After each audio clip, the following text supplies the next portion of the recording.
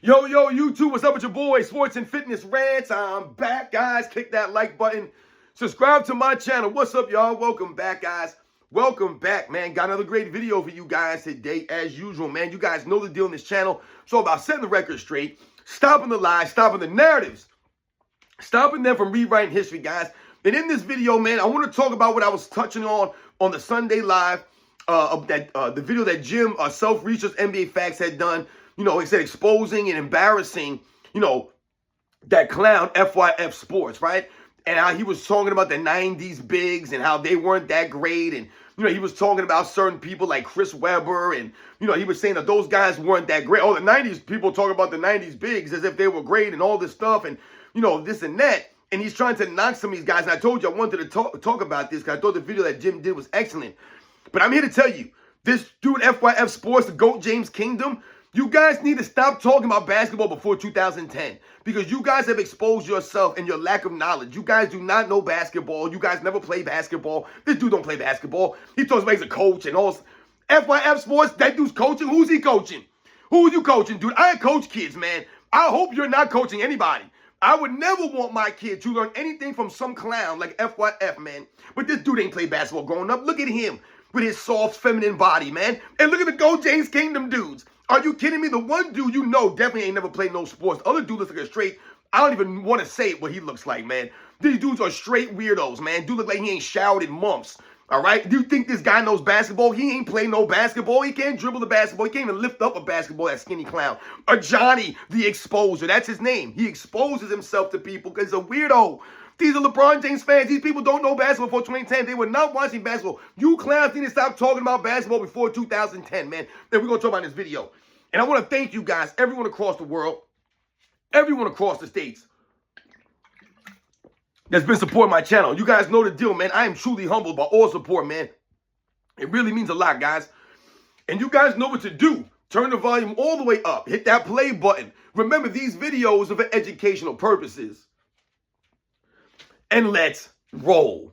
So, yes, guys, like I said, man, these GOAT James Kingdom clowns, these soft FYF clowns. Remember, these two channels, they go hand in hand. They post a lot of this weird stuff. I saw some posts someone sent me from the GOAT James Kingdom clowns, or I think it was on Facebook. Think about that. They're on Facebook, guys. GOAT James Kingdom spreads their weird stuff on Facebook, right? They're part of the Facebook Facts crew. GOAT James Kingdom. Remember, their name is called GOAT James Kingdom. That's the name of their channel. This all you guys need to know, that they're a bunch of soft feminine clowns, man.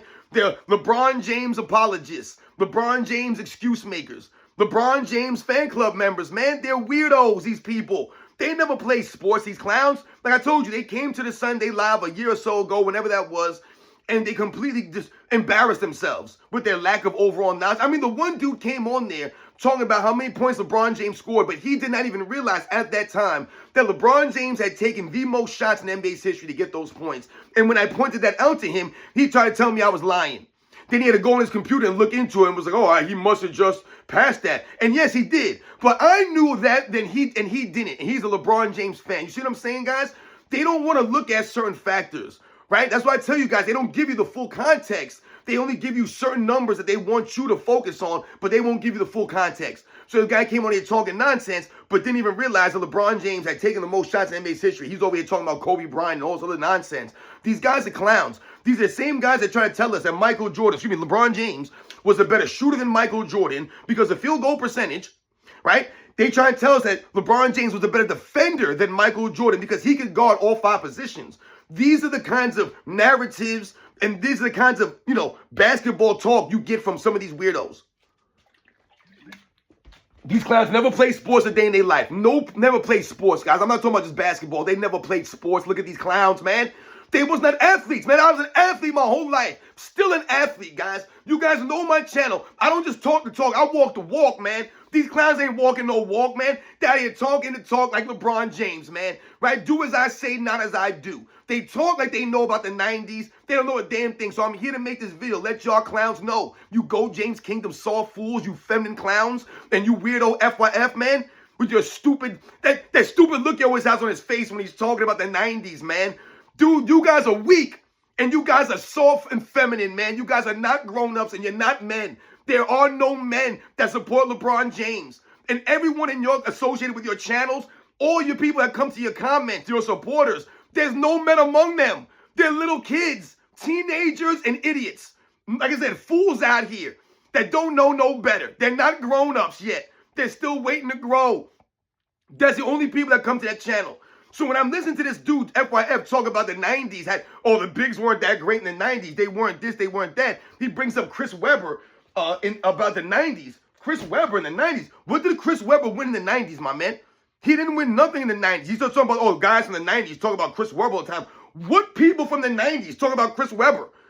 I never even mentioned Chris Webber as far as 90s era of NBA. Now, did Chris Webber play in the 90s? Absolutely. I believe his first season was 93, 94. I could be mistaken. Or 92, 93. I don't know. It might have been 92, 94. It might have been his first season in the NBA. I think it was like the year after Shaquille O'Neal, right? Didn't he come in the Penny Hardaway draft? If I remember correctly. So, we're talking about Chris Webber had about 4 or 5 years in the 90s, but no one considers Chris Webber as a 90s player. Like I said, what did Chris Webber win in the 90s? But he's over here talking about, these people from the 90s, man, be talking about Chris Webber as a Hall of Famer. Chris Webber is in the Hall of Fame, number one. So we're not saying that he is a Hall of Famer. He's in the Hall of Fame. He's a Hall of Fame player and stuff, man. But there is no one that grew up watching 80s and 90s era of NBA that thinks that Chris Webber is a 90s era player. I never hear Chris Webber's name brought up in the 90s era players. Do you guys? I don't. If you want to bring his name up, great. He played in the 90s, Chris Webber. But Chris Webber's a really good player. All of a sudden now, Chris Webber is not a good player? I mean, I don't understand this. He's trying to say that Chris Webber is not a good player. Chris Webber's an excellent passer at the power forward position. He was a really good passer, Chris Webber, at that position. But FYF's not going to tell you this.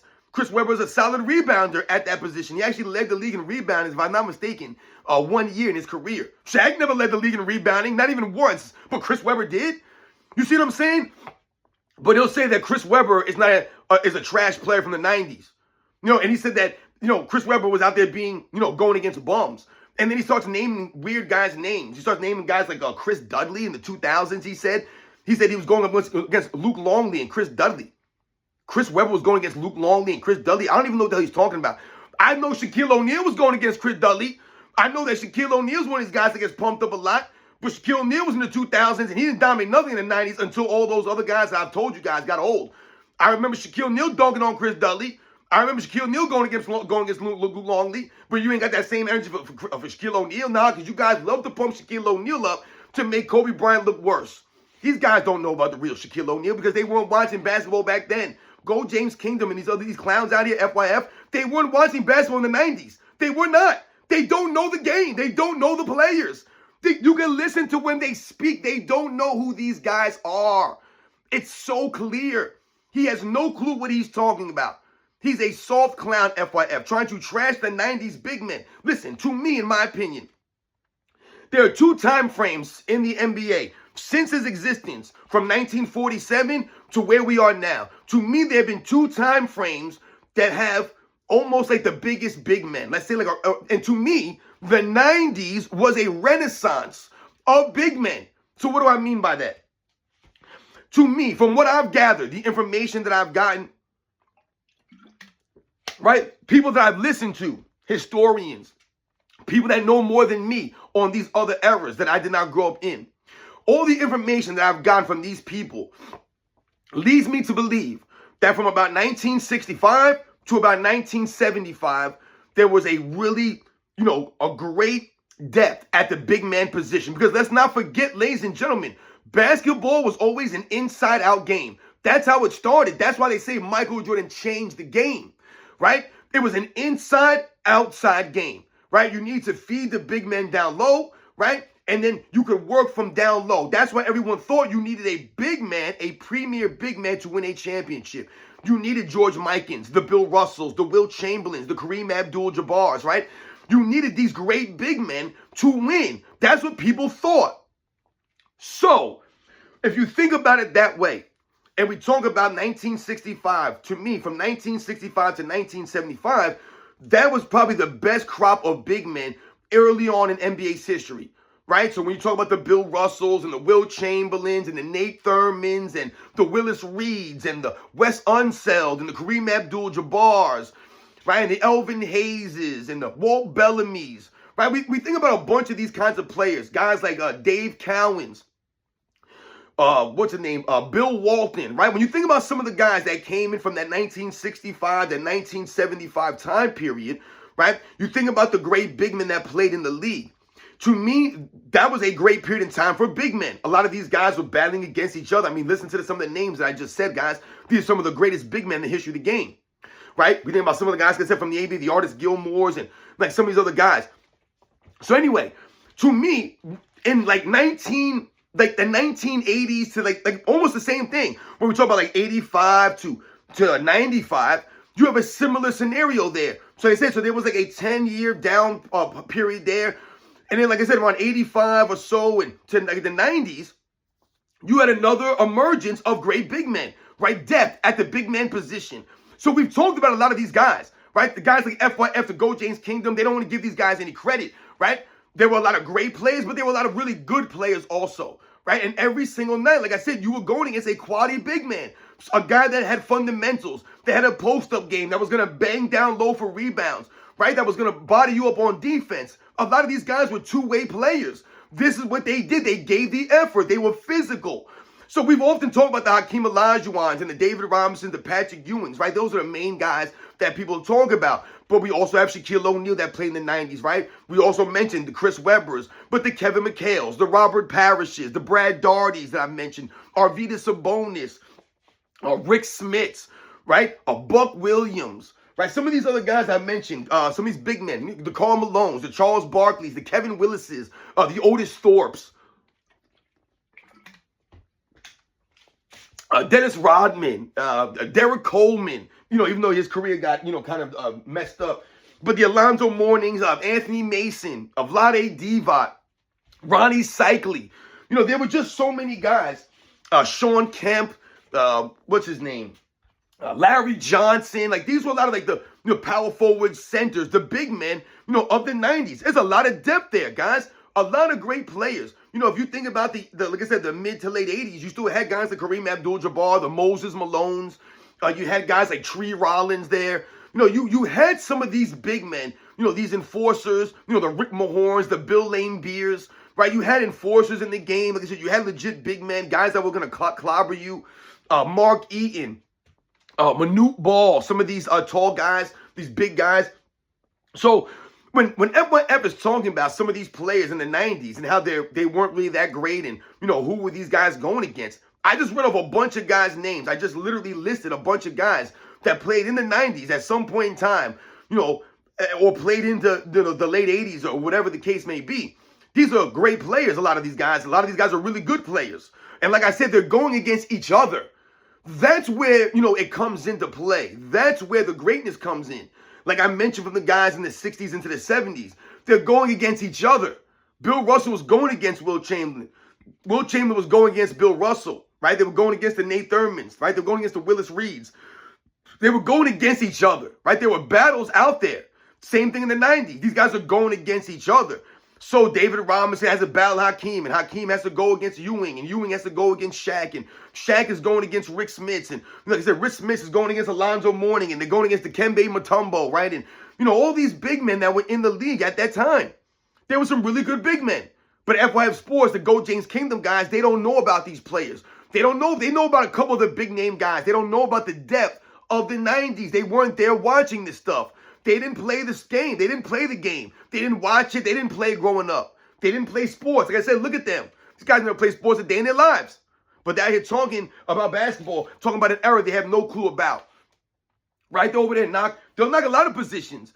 You'll hear people talk about Michael Jordan. Oh, who did Michael Jordan play against? There were no shooting guards in the 90s. This is what people say all the time. There were no players in the 90s. Scottie Pippen was the best player of the 90s, apparently. Michael Jordan's teammate was the second best player in the 90s. That's essentially how they want you to believe. But there were no shooting guards in the 90s. Joe Dumars was trash. Mitch Richmond was garbage. Latrell Sprewell wasn't that good. Guys like Allen Houston, they weren't good. Allen Iverson, these guys came in the late 90s. These guys weren't good players. Kobe Bryant was in the NBA in the late 90s. I know people will laugh at this kind of stuff.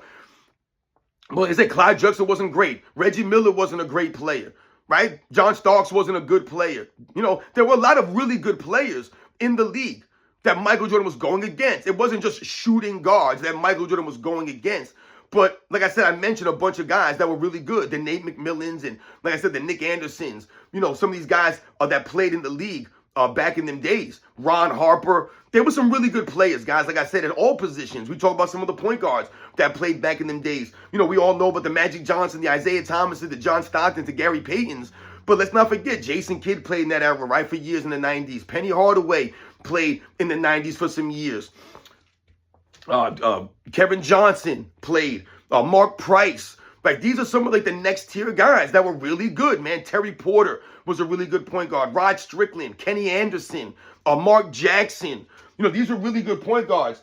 What was the other guy's name? Mookie Blaylock, Mahmoud Abdul-Rauf, Dana Barros. Like, these are just some other guys that I remember watching that FYF can tell you about. Don't know any of these guys. The Go James Kingdom, you know, they'll say these guys were trash. You know, they're bummers, bums and plumbers, right? These guys weren't good. But a lot of those guys I mentioned, man, they were really, really good players. Like I said, but you don't remember them because they were like the second or third tier point guards.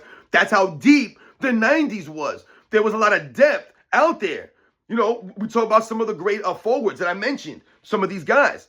You know, that's why Scottie Pippen wasn't making all NBA first teams like that, right? Because the forward position was stacked when you had the Karl Malones and the Charles Barkleys, right? You had these guys playing the forward position, right? But then you had guys like Larry Johnson who made all NBA selection. Guys like Chris Mullin were on the all NBA teams, right? So we have to remember, you know, some of these players that played, guys. And the FYF guys, GOAT James Kingdom, they don't know a damn thing about this stuff. So shout out to my man, Jim over at Self-Research NBA Facts.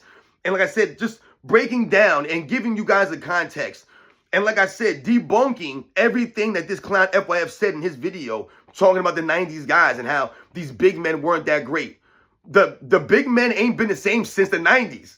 That's why a lot of times we say these clowns like Joel Embiid and someone like Nikola Jokic, Rudy Gobert, Karl Anthony Towns, these guys wouldn't be able, or they wouldn't be as great as people think they are now, going against those guys every single night. Every night you're going to have to go against some competition. You're going to get banged around. You're going to have to play defense. You're going to have to run up and down the court with those guys. You're going to have to give more effort. You're going to have to play every single night. These guys today, they don't know nothing about that. The competition is not as stiff, guys. Those are just the facts. You guys know the deal. I'll catch you guys on the next one.